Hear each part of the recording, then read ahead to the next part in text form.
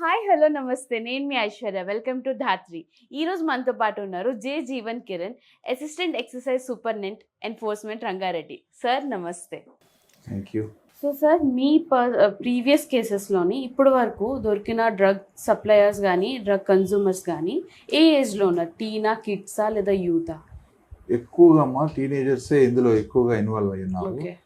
వాళ్ళలో కూడా mostly engineering students, engineering drop outs, మధ్యలో చదువుతున్న వాళ్ళు, అయిపోయిన వాళ్ళు ఎక్కువ మంది దీంట్లో మాకు దొరికిన సందర్భం ఉంది. కొంతమంది ఏంటంటే మోడస్ ఆపరెండిలో ఈ చేసేటువంటి వాళ్ళు పెద్దవాళ్ళు ఉన్నా కూడా పిల్లవాళ్ళని అయితే చెక్ చేయరు అనేటువంటి ఉద్దేశంతో వాళ్ళని కొరియర్స్గా వాడుతున్నారు.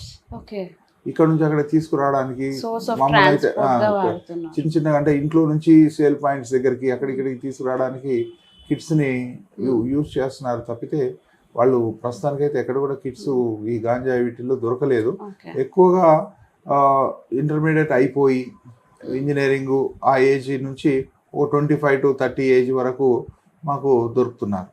ఎక్కువగా ఈ మధ్య ఏంటంటే ఈ ఒరిస్సా స్టేట్ నుంచి ఇక్కడికి వచ్చేటువంటి వాళ్ళు, ఈ హోటల్స్లో పనిచేసేటువంటి వాళ్ళు వీళ్ళు తీసుకొచ్చేసేసి మాదాపూర్ ఏరియాలో ఈ పేయింగ్ గెస్ట్ రూమ్స్ ఉన్నాయి. ఆ పేయింగ్ గెస్ట్ రూమ్స్ లో ఉంటూ అక్కడ తీసుకొచ్చి వాళ్ళు కన్స్యూమర్స్ కు తాగిపించిన సందర్భాలు, వాళ్ళని ఆ పేయింగ్ గెస్ట్ రూమ్స్ లో కూడా మేము చాలా మందిని అరెస్ట్ చేయడం జరిగింది. మాదాపూర్ తర్వాత ఈ ఏరియాలో కొంతమంది ఈ పేయింగ్ గెస్ట్ రూమ్స్ లో దొరికారు. ఈ ఆ హోటల్స్ లో పనిచేసేటువంటి వాళ్ళు ట్రాన్స్పోర్టర్స్ గా అక్కడ నుంచి తీసుకొచ్చి ఇక్కడ సప్లై చేయడం, ఇక్కడ నుంచి మళ్ళీ పెడ్లర్స్ కి తర్వాత సెల్లర్స్ కి అందరికి కూడా ఇచ్చి చేయడం జరిగింది. పెద్ద మొత్తంలోనే మాదాపూర్లో ఒకసారి 8 కేజెస్ అట్లా సీజ్ అవుతుంది. చాలా కేసెస్ జరిగినాయి. ఓకే. సో సార్, ఇలాగా ఎవరైతే మీరు అరెస్ట్ చేస్తారో డ్రగ్స్ కేసెస్లోని వాళ్ళకి పోలీస్ స్టేషన్ లోపల అరెస్ట్ చేసిన తర్వాత రీహాబిలిటేషన్ వాళ్ళకి ఎలాంటి పనిష్మెంట్స్ ఉంటాయి? వాళ్ళకి క్యూర్ అవడానికి ఏమైనా హెల్ప్ చేస్తారా లోపల? మన డిపార్ట్మెంట్ పరంగా ఒకసారి అరెస్ట్ చేసిన తర్వాత మా రూల్స్ ప్రకారం 24 అవర్స్లో మేము జైలుకు రిమాండ్ చేయాల్సి ఉంటుంది. మెజిస్ట్రేట్ ముందు ప్రొడ్యూస్ చేయాల్సి ఉంటుంది. మెజిస్ట్రేట్ ముందు ప్రొడ్యూస్ చేసిన తర్వాత వాళ్ళు రిమాండ్ చేసేస్తారు. తర్వాత వాళ్ళు కన్జ్యూమర్స్ లేకపోతే అప్పుడు వాళ్ళ దగ్గర ఎవరి దగ్గరైనా దొరకదు, ఏం డ్రగ్ దొరకదు, కానీ వాళ్ళు కన్జ్యూమర్స్ అని మాకు తెలిసిన సందర్భాల్లో వాళ్ళని వాళ్ళ పేరెంట్స్ని పిలిచి కౌన్సిలింగ్ ఇచ్చి వాళ్ళని రీహాబిలిటేషన్ సెంటర్స్కి పంపండి అని మేము గైడెన్స్ ఇచ్చి చేస్తాం. అంటే ప్రీవియస్గా కన్జ్యూమ్ చేశారు, they want to come out, రాలేని పరిస్థితుల్లో ఉంటే వాళ్ళ కౌన్సిలింగ్ చేసి పేరెంట్స్ని పిలిచి వాళ్ళని అట్లా పంపేయడం జరుగుతుంది. సో సార్, ఈ డ్రగ్స్ కేసెస్ ఇన్వెస్టిగేషన్ది దాని తాలూకు ప్రాసెస్ ఎలా ఉంటుంది, ఎలా స్టార్ట్ అవుద్ది అండ్ హౌ ఇట్ గోస్, ఆ ప్రాసెస్ అంతా ఎట్లా ఉంటుంది? అండ్ ఆఫ్టర్ ఎవరైనా కన్జ్యూమర్స్ కానీ సప్లయర్స్ కానీ మీరు అరెస్ట్ చేస్తే వాళ్ళకి ఎలాంటి శిక్ష ఉంటుంది, ఎంత కఠినంగా ఉంటుంది వాళ్ళ శిక్ష? ఈ narcotic drugs and psychotropic substance act చాలా కఠినమైనటువంటిది. శిక్షలు చాలా కఠినంగా ఉంటాయి. ఇన్వెస్టిగేషన్ ప్రాసెస్లో ఫస్ట్ మనము అతను డిటెక్ట్ చేసిన తర్వాత దానికి సంబంధించిన ఎవిడెన్సెస్ అన్ని మేము కలెక్ట్ చేస్తాం. ఇప్పుడు కొత్తగా వచ్చిన చట్టం ప్రకారం వీడియోగ్రఫీ కూడా అడుగుతున్నారు. మొత్తం ప్రాసెస్ అంతా కూడా మేము వీడియోగ్రఫీ చేసి పెన్ డ్రైవ్లో మేము రిజర్వ్ చేసి కోర్టుకి ఇవ్వాల్సినటువంటి పరిస్థితి. ఇప్పుడు ఏంటంటే ఎట్టి పరిస్థితులు కూడా ఈ ముద్దాయి తప్పించుకునేటువంటి పరిస్థితి లేకుండా పోయింది. అంతకుముందు రకరకాల కారణాలతోటి చట్టంలో ఉన్నటువంటి లొసుగుల్ని అడ్వకేట్ల ద్వారా కోర్టుకు చెప్పి అతను చట్టం నుంచి తప్పించుకునేటువంటి పరిస్థితి ఉంది. ఇప్పుడు అటువంటి పరిస్థితి లేకుండా పోయింది. చట్టంలో ఇప్పుడు ప్రతి ఒక్కళ్ళ దగ్గర మొబైల్ ఫోన్స్ ఉన్నాయి. ఈ మొబైల్ ఫోన్స్ ద్వారా వాళ్ళు ఈ ఫైనాన్షియల్ ట్రాన్సాక్షన్స్ అనేవి చేస్తున్నారు. అతను ఫోన్ పే, గూగుల్ పే వాడుతున్నాడు. అదేవిధంగా ఏ లొకేషన్ నుంచి ఏ లొకేషన్కి వెళ్ళాడు అనేటువంటి ఆధారాలు కూడా మేము దాంట్లో నుంచి మనం తీసుకోగలుగుతాం. తర్వాత ఈ డోపమ్స్ అనేటువంటి ఒక యాప్ డెవలప్ చేసింది డిపార్ట్మెంట్. దాంట్లో ఏంటంటే ఏ వ్యక్తి నేరంలో ఇన్వాల్వ్ అయ్యాడు, ఆ వ్యక్తితోటి ఎంతమందికి పరిచయాలు ఉన్నాయి, అతను ఎన్నిసార్లు నేరం చేశాడు, అతను ఎవరెవరు ఫోన్లో కాంటాక్ట్ చేశారు అనేటువంటిది కూడా ఇప్పుడు మంచి software department, police department develop చేసింది. మా ఎక్సైజ్ డిపార్ట్మెంట్ కూడా ఫాలో అవుతుంది. పోలీస్ వాళ్ళు, ఎక్సైజ్ వాళ్ళు అంతా కోఆర్డినేషన్ తోటి ఒకసారి అతని మీద నార్కోటిక్ కేసు అయితే అతని చరిత్ర అంతా కూడా ఒక 360 degrees ఇన్వెస్టిగేషన్ లాగా అతని చరిత్ర అంతా కూడా మా దగ్గర ఉండేటువంటి సందర్భం.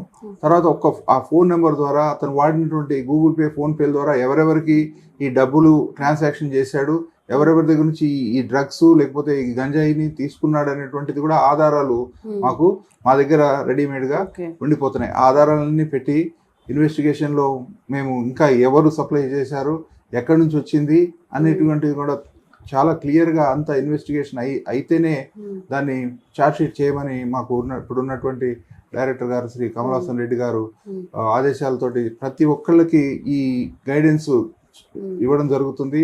ఎక్కడ కూడా లోటుపాట్లు చేయకుండా డిపార్ట్మెంట్లో ఈ ఇన్వెస్టిగేషన్ ప్రాసెస్ ఎట్లా చేయాలనే అన్ని గైడ్ లైన్స్ కూడా ఇవ్వడం జరిగింది.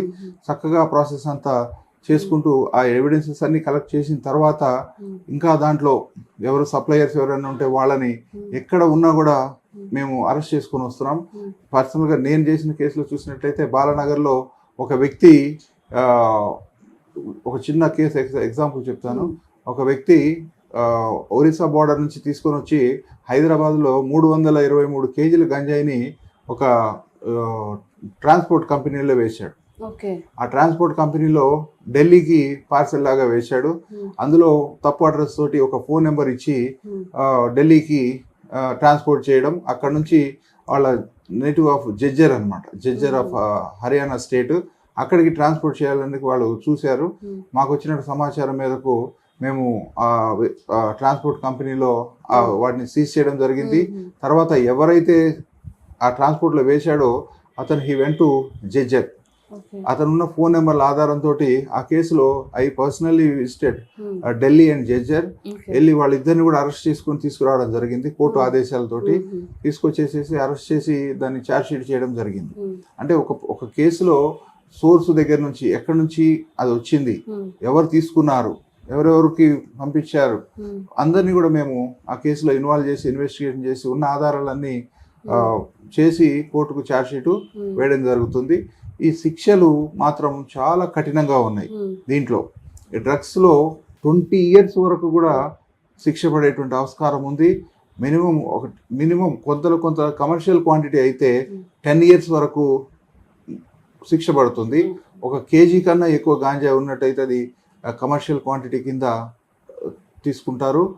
అది 1 kg నుంచి పైన, అదేవిధంగా ప్రతి దాంట్లో కూడా యాక్ట్లో ఏది కమర్షియల్ క్వాంటిటీ, ఏది స్మాల్ క్వాంటిటీ, ఏది మీడియం క్వాంటిటీ అనేది నిర్దేశించబడింది.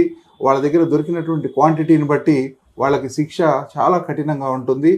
రానున్న రోజులలో ప్రభుత్వము, డిపార్ట్మెంట్లు చాలా కఠినంగా వ్యవహరించి ఈ డ్రగ్స్ను సమాజం నుంచి దూరం చేయడానికి అన్ని ప్రయత్నాలు చేస్తుంది. కాబట్టి ప్రజలు కూడా మాకు సమాచారాన్ని ఇచ్చి దీన్ని చేయాల్సినటువంటి సందర్భం ఉందన్నమాట. అదేవిధంగా మేము అంతకు ముందు కూడా మా డిపార్ట్మెంట్ కాలేజెస్లో, తర్వాత స్కూల్స్లో, ఐటీఐ కాలేజెస్, పాలిటెక్నిక్ కాలేజెస్లో కూడా మేము అవేర్నెస్ కూడా చేయడం జరిగింది as a part of the job.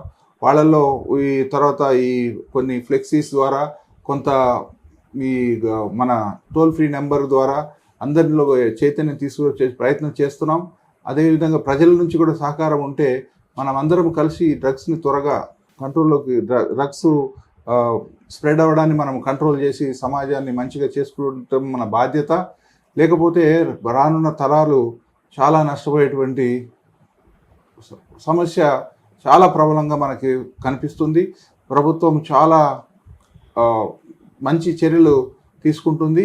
అదేవిధంగా దాన్ని డిపార్ట్మెంటు, పోలీస్ డిపార్ట్మెంట్ కానీ, మా ఎక్సైజ్ డిపార్ట్మెంట్ కానీ ముందుకు తీసుకెళ్ళి దాన్ని చేస్తే మంచి రిజల్ట్స్ మనం పొందవచ్చు. Thank you so much for joining us. Thank you అమ్మా. ఈ సందర్భంలో ఏంటంటే నేను ఇంకొక చివరిగా చెప్పాల్సింది ఏంటంటే, ఇది మా బాధ్యత.